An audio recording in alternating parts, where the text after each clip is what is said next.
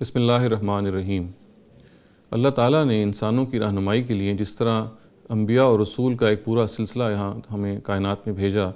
اسی طریقے سے اللہ تعالیٰ نے ان نبیوں اور رسولوں پر اپنی کتابیں نازل کیں تاکہ یہ کتابیں اللہ تعالیٰ کی رہنمائی سے ہمیں باخبر کر سکیں۔ قرآن مجید کے مطالعے سے یہ معلوم ہوتا ہے کہ ان کتابوں کے نزول کا بنیادی مقصد یہ ہے کہ دین کے معاملے میں جو لوگوں کے درمیان اختلافات پیدا ہو گئے ہیں، یہ کتابیں آ کر ان کو رفع کریں اور مٹائیں۔ قرآن مجید کا ارشاد ہے وَأَنزَلَ مَعَهُمُ الْكِتَابَ بِالْحَقِّ لِيَحْكُمَ بَيْنَ النَّاسِ فِي مَا اخْتَلَفُوا فِيهِ۔ اللہ تعالیٰ نے ان نبیوں کے ساتھ اپنی کتاب کو اتارا حق کے ساتھ تاکہ یہ کتاب ان کے اختلافات کو دور کرے۔ قرآن مجید کی روشنی میں اگر ہم ان کتابوں کا مطالعہ کریں تو ہمیں یہ معلوم ہوگا کہ ان کے اندر بہت کچھ اللہ تعالیٰ کی رہنمائی آج بھی اسی طرح سے موجود ہے، اگرچہ اپنی اصل فارم اور شکل میں تو کتابیں موجود نہیں ہیں، تاہم ان کا جو کنٹینٹ ہے، ان کے جو مشتملات ہیں، ان کو پڑھ کر یہ معلوم ہوتا ہے کہ خداوند ہی ہیں جو اس کے اندر بول رہے ہیں۔ اور قرآن مجید کی اپنی حیثیت کو اگر ہم سامنے رکھ کر ان کتابوں کا مطالعہ کریں تو ان کتابوں کے اندر جو تحریفات ہوئی ہوئی ہیں اور جو تبدیلیاں ہوئی ہوئی ہیں ان کے بارے میں ہم باخبر رہتے ہیں۔ ہم اس سیشن میں قرآن مجید کے علاوہ جو 3 کتابیں اس وقت ہمارے پاس موجود ہیں ان کا ایک بالکل مختصر سا تعارف حاصل کریں گے۔ سب سے پہلے ہمارے پاس جو کتاب تاریخی ترتیب سے موجود ہے وہ حضرت موسیٰ پر نازل شدہ تورات ہے۔ تورات کی شکل میں اس وقت جو ہمارے پاس مجموعہ موجود ہے وہ 5 کتابوں پر مشتمل ہے۔ کتاب پیدائش جس کو جینیسس کہتے ہیں، کتاب خروج جس کو ایگزوڈس بھی کہتے ہیں، کتاب احبار جو لیوائٹکس کہلاتی ہے انگریزی زبان میں،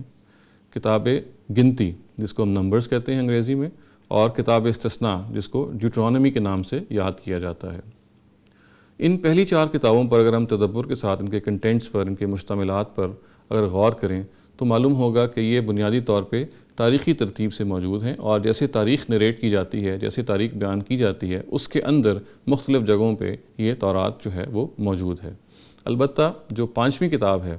جس کو ہم کتاب استثناء یا ڈیوٹرانومی کہتے ہیں، یہ کتاب ایک مرتب کتاب ہے، اور ایسے ہی ایک مرتب کتاب ہے جیسے کہ قرآن ایک مرتب کتاب ہے، اور اس کے موجودہ متن کا مطالعہ کرنے سے اور محققین کی آراء کو سامنے رکھ کر اگر ہم آراء قائم کریں تو یہ معلوم ہوتا ہے کہ یہ متن ہمارے پاس 5ویں صدی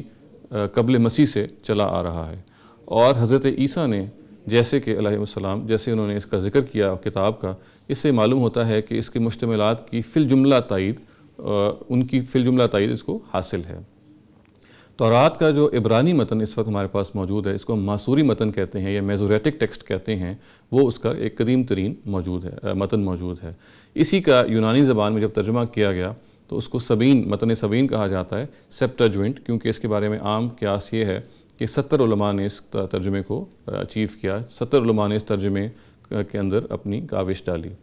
اور اسی طرح سے ہمیں معلوم ہے کہ سامری بائبل بھی موجود ہے جس کو ہم سمیرٹن بائبل کہتے ہیں، اور محققین کے اس بارے میں متفق ہے کہ ان تینوں ورژنز کے بارے میں آپس میں بعض اہم جگہوں پہ بڑے اہم اختلافات موجود ہیں۔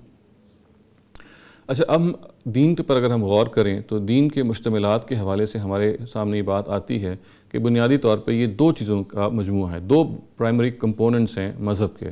ایک الحکمہ ہے اور ایک الشریعہ ہے۔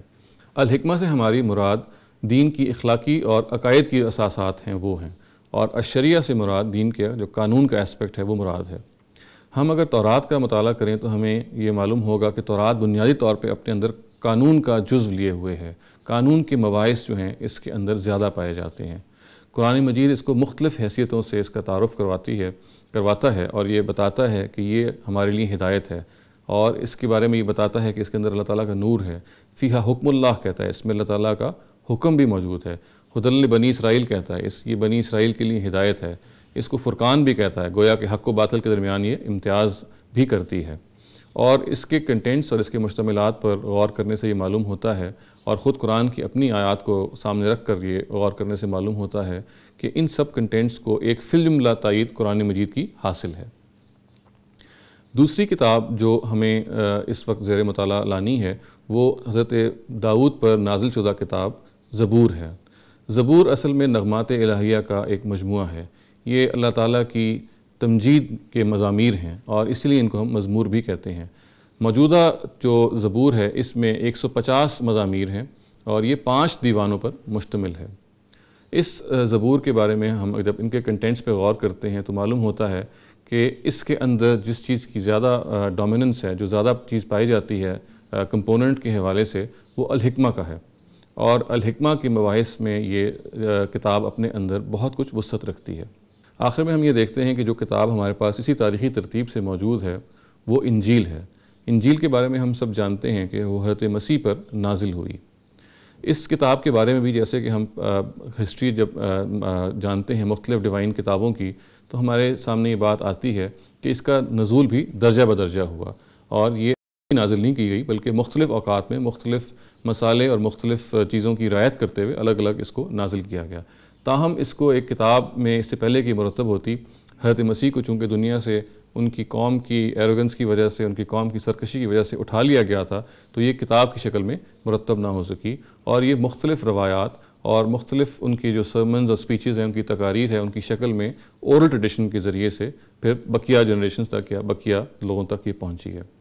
عیسائیت کے ابتدائی دور میں جب حضرت مسیح کی بایوگرافی یا ان کی جب سیرت کو مرتب کیا جانے لگا، تو یہ جو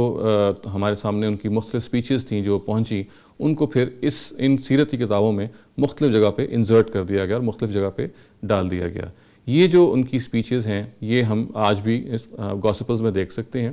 اور یہ سیرت کی کتابیں اگر آپ ان کا مطالعہ کریں تاریخی طور پہ تو معلوم ہوتا ہے کہ بہت بڑی تعداد میں عیسائیت کے ابتدائی دور میں موجود تھیں۔